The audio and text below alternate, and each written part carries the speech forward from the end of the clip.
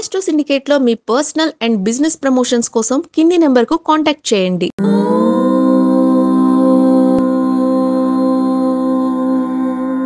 నమస్తే, welcome to astro syndicate. ఇప్పుడు మనతో పాటే ఉన్నారు ప్రముఖ ఆధ్యాత్మికవేత్త జ్యోతిష్య వాస్తు పండితులు కిరణ్ శర్మ గారు ఉన్నారు. గురుగారితో మాట్లాడదాం. నమస్తే గురుగారు. అఖండ లక్ష్మీ ప్రాప్తిరస్తల్లి. గురుగారు, జూలై 13వ తేదీ నుండి శని వక్రించుట అని చెప్పేసి ఇది వినిపిస్తుంది. ఇది నవంబర్ 28వ తేదీ వరకు ఉందంట. అంటే ఈ సమయంలో జరిగే ప్రమాదాలకు పరిణామాలు ఏమైనా ఉంటాయి గురుగారు? అలాగే ఏ రాశుల వారికి ఎలాంటి జాగ్రత్తలు తీసుకుంటే మంచిది? మంచి ప్రశ్న. అంటే ఈ మధ్యకాలం జరుగుతున్నటువంటి అనేక దుష్పరిణామాలు, అంటే ఇబ్బందికర వాతావరణం మనం చూస్తున్నాం కాబట్టి ఒక రకంగా వాతావరణానికి కూడా కారకుడు శని అవుతున్నాడు. సో చూస్తున్నాం మనం భాగ్యనగరంలో కానీ ఇతరత్ర చోట కానీ వర్షం పడితే గంట తరబడి ఒకేసారి పడుతుంది వర్షం. అంటే అది అలాంటి వర్షం అనేది ఎప్పుడు ప్రమాదాన్ని కలిగిస్తుంది. అంటే నీరు నిలువ ఉండదు, పోనీ మనం దాన్ని ఉపయోగించుకునే అవకాశం లేదు. సో అన్ని ప్రమాదాలు జరుగుతూ ఉంటాయి. అది కూడా కొంత కారణం కావచ్చు అని చెప్తాను నేను. అంటే మనకి 13th జూలై 2025 నుంచి మనకి వక్రించాడు శని అనే విషయం వాస్తవమే. ఆ వక్రం యొక్క ప్రమాదం వల్లనే యుద్ధ వాతావరణం కూడా ఎక్కువగా కనబడుతుంది మనకి. అంటే ముఖ్యంగా మనకి ఈ మాసంలో, అంటే ఆగస్టు మాసంలో ఉన్నటువంటి పరిణామాలు చూసుకుంటే ఈ ట్రంప్ యొక్క ప్రభావం మన మీద కొంత ఉంటుంది. ట్రంప్ వల్ల మనకి ప్రపంచానికి ఇబ్బంది ఉన్న తర్వాత విషయం, మనకున్నటువంటి ఇబ్బంది ఏమిటి అని అడిగితే మనలో శత్రుభావాన్ని పెంచుకుంటున్నాడు. మనకి మీరు బాగా చూడండి, 13th జూలై లోపల వాడు మనతో మిత్రత్వంగా ఉన్నాడు. ట్రంప్ అనే వ్యక్తి మనతో మిత్రులుగా ఉన్నాడు, చాలా మిత్రుడుగా ఉన్నాడు. ఆ తర్వాత నుంచి వాళ్ళలో భేదభావం ఎక్కువగా ఏర్పడడం, మన ఇంకొకరితో స్నేహభావం ఉండడం వల్ల వాడికి నచ్చకపోవడం, శత్రుభావం ఏర్పడింది. ఇది శని యొక్క ప్రమాదం వల్ల కూడా జరుగుతుంది. అంటే కొంతమంది సూడో నాస్తికులు అంటారు, ఏమిటంటే ఆయన మాట్లాడేది శని వక్రిస్తే ట్రంప్ అట మనకి శత్రువు వచ్చాయట అని కొంతమంది సూడో నాస్తికులు మన కౌంటర్ వేసి వాళ్ళు ఉంటారు గ్యారంటీగా. వాళ్ళకు కూడా సమాధానం చెప్తున్నాను. ఒక వ్యక్తికి జరిగేటువంటి పరిణామాలు ఇతరుల యొక్క ప్రభావం చేత కలుగుతూ ఉంటాయి. శని అనేవాడు మన యొక్క రాశి అధిపతి. అంటే భారతదేశం అనేది మకర రాశి. ఈ మకర రాశికి అధిపతి శని అవుతాడు. ఇప్పుడు నీ రూట్లో నువ్వు చెప్పుకుంటున్న విషయాలు నువ్వు ఫిజిక్స్ కెమిస్ట్రీ చెప్తుంటావు. నా రూట్లో నేను చెప్పాల్సిన విషయాలు నేను ఉంటాయిగా, జ్యోతిష అంశాలను బట్టి చూస్తాను నేను ఎవరైనా సరే. నా కోణం జ్యోతిష్య ప్రధానమైనది, నేను నా కోణం చూస్తాను. నీకు నచ్చవచ్చు నచ్చకపోవచ్చు, అది నీ ఇష్టం. నువ్వు చెప్పేటువంటి ఫిజిక్స్ కెమిస్ట్రీ నా నచ్చకపోవచ్చు, నాకు అడాప్ట్ అవ్వకపోవచ్చు, దానివల్ల నాకు ప్రయోజనం లేకపోవచ్చు. కాబట్టి దాని గురించి నేను నెగిటివ్ మాట్లాడలేగా.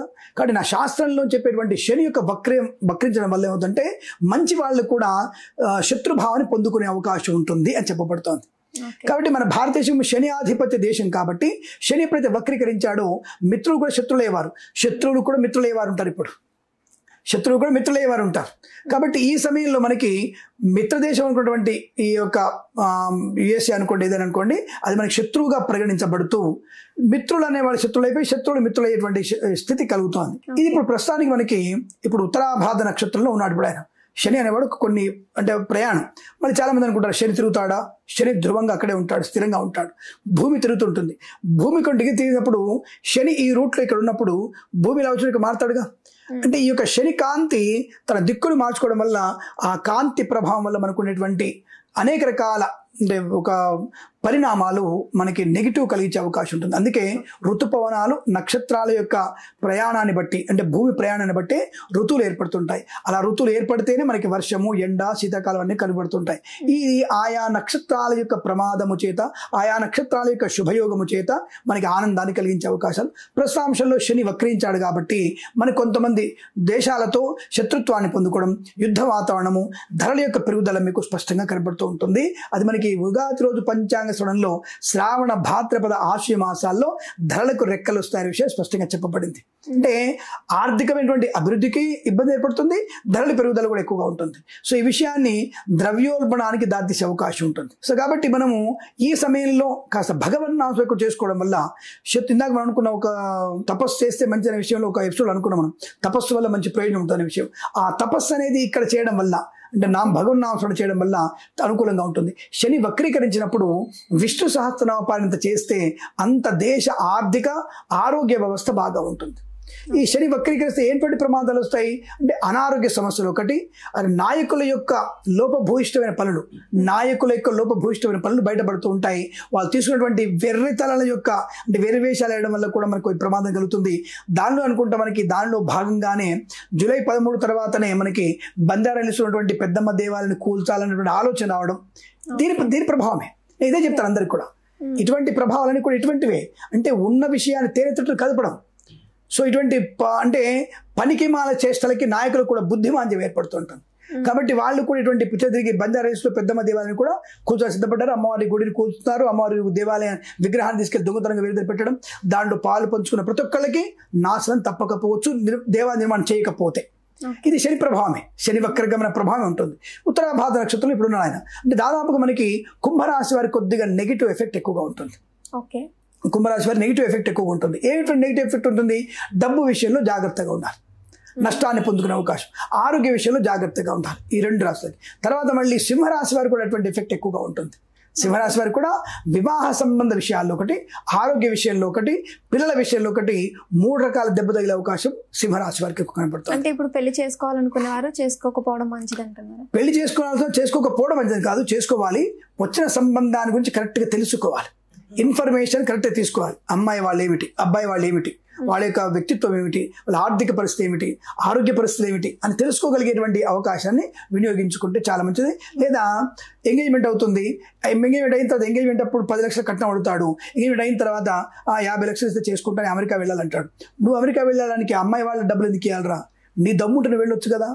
ఆ శని వక్రీకరించడం వల్ల ఇటువంటి భేదాభిప్రాయాలు ఏర్పడడానికి కూడా అవకాశం ఎక్కువగా ఉంటుంది. పెళ్లిళ్ళు కాస్త ఇబ్బంది కలిగే సూచనలు కనపడతాయి కాబట్టి జాగ్రత్తగా ఉండాలి సింహరాశి వారికి.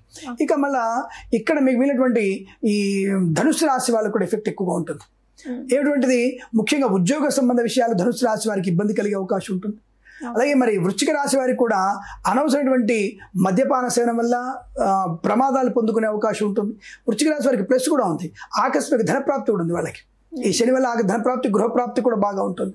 అలాగే మేషరాశి వారికి అనవసరమైనటువంటి వివాదాలకు చిక్కునే అవకాశం. రాజకీయ నాయకులకి మేషరాశి వాళ్ళకి ప్రమాదం ఎక్కువగా ఉంటుంది. రాజకీయ సంక్షోభం ఏర్పడే అవకాశం కూడా ఎక్కువగా కనపడేటువంటి అవకాశాలు ఉంటాయి. ఇక కర్కాటక రాశి వారికి తొందరపాటుతనము, కుటుంబ వ్యవస్థలో ఇబ్బందులు కలిగే అవకాశాలు ఎక్కువ కనపడతాయి.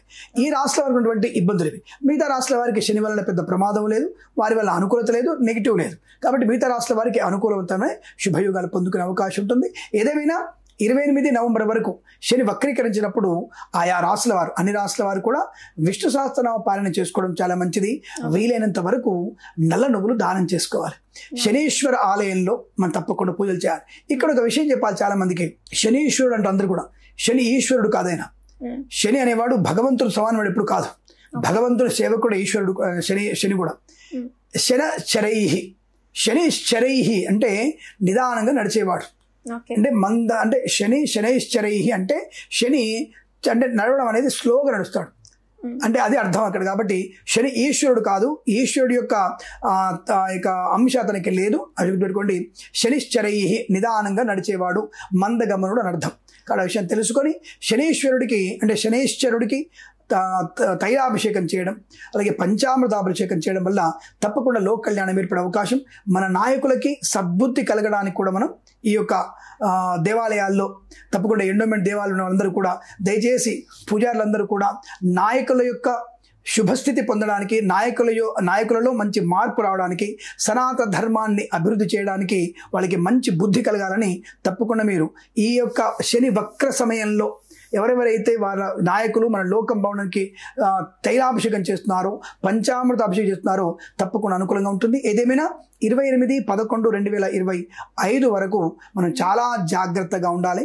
మాట తీసి మాట మాట్లాడంలో, అడుగు తీసి అడుగు వేయడంలో తప్పకుండా జాగ్రత్తగా ఉంటేనే మంచిది.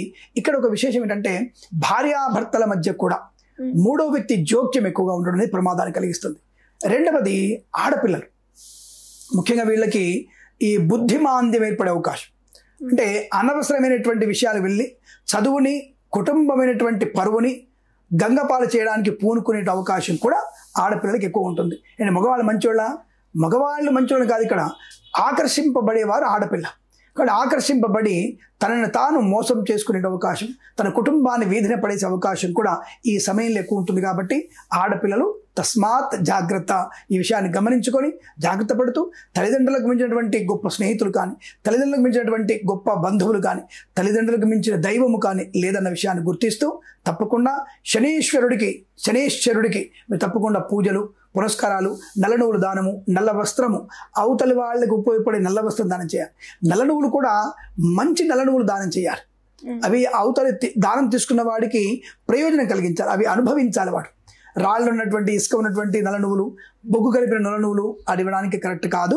కాబట్టి నల్ల నువ్వులు మంచివి, శ్రేష్టమైనవి.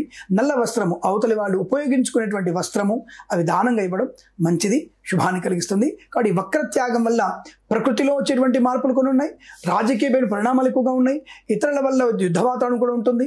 అలాగే దానివల్ల శుక్రుడు బుధుడు కనుక యోగిస్తే అనుకూలత పెరిగే అవకాశం ఉంటుంది. కాబట్టి 28, 11, 25 వరకు ఈ షేర్ మార్కెట్ స్పెక్యులేషన్ వాటిల్లో కూడా కాస్త వెనక ముందు ఆలోచించి పెట్టుబడి పెడితేనే మంచిది, లాభం. ఏదేమైనా మన దేశం ఉన్నతమైనటువంటి ఆర్థిక ప్రయోజనాన్ని, సుసంపన్నమైన దేశంగా ఉండడానికి అవకాశాలు బలంగా ఉన్నాయి. కాకపోతే ప్రస్తుతం చిన్న చిన్న దెబ్బ తగిలి మన చేతికి జాగ్రత్తగా దానికి అంత పసుపు రాసుకోవడం, ఒకరు కట్టుకుంటే చేసాలు. తప్పకుండా మళ్ళీ మనం అద్భుతమైనటువంటి ఏదంటారు కదా, పంచి కొడితే బ్రహ్మాండంగా అవతల దేశాలకి అలా బలంగా తగులుతుంది. కాబట్టి శని వక్రం వల్ల జాగ్రత్తలు పాటిస్తూ నిదానంగా ఉంటూ మాటలు మృదువుగా మాట్లాడుతూ చేసే పనిలో నిర్లిప్తత లేకుండా, బద్ధకము లేకుండా, ప్రశాంతంగా ప్రసన్నంగా తల్లిదండ్రుల మాట వింటూ, ఉద్యోగ అధికారుల యొక్క మాటలు వింటూ ప్రసన్నమైనటువంటి భావనతో మనం ముందుకు వెళ్ళగలిగితే, నిదానంగా ఆలోచించగలిగితే, ప్రశాంతంగా ఉండగలిగితే సమృద్ధి అయినటువంటి ఆర్థిక ఆనంద భారతం అవుతుంది, ఆనందకరమైనటువంటి జీవనం అవుతుంది. అన్ని రాష్ట్రాల వారికి అదృష్ట యోగాలు, సుసంపన్నమైన జీవనం ఉంటుందనే విషయాన్ని స్పష్టంగా చెప్పవచ్చు. ఓకే గురుగారు, చాలా స్పష్టంగా వివరించారు. అలాగే ఎలాంటి జాగ్రత్తలు తీసుకోవాలో కూడా రెమెడీస్ చెప్పారు. ధన్యవాదాలు గురుగారు. అఖండ ఆయురారోగ్య ఐశ్వర్యాభివృద్ధిస్తూ. నమస్కారం.